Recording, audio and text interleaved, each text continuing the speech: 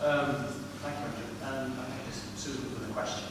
I have to say that my response is going to be very similar to James's, and I think that Alex is going to be quite similar as well, because I don't think you'll find there's much difference between the parties in terms of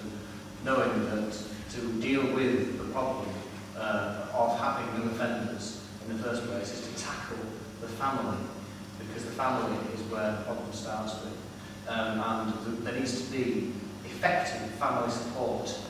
to ensure that if they are struggling, if there is something which is causing problems in the family, that the intervention is there that can bring them back up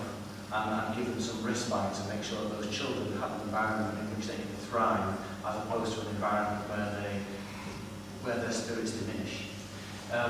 What I have to say, of course, is that the resource which is available to allow that kind of intensive support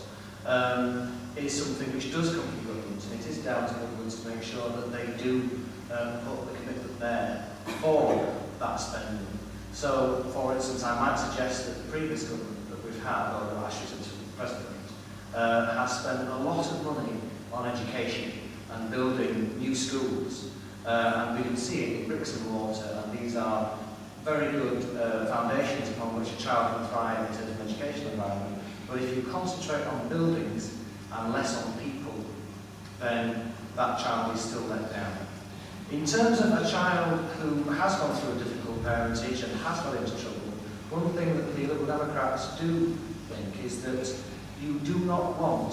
to send a child who has fallen on rough ground and has gone down a bad way and committed a crime. You do not want to send them to an institution where they will learn to be better criminals.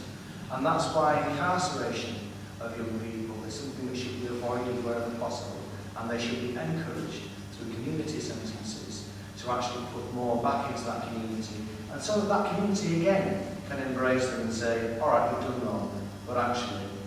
you are part of our wider family where you live.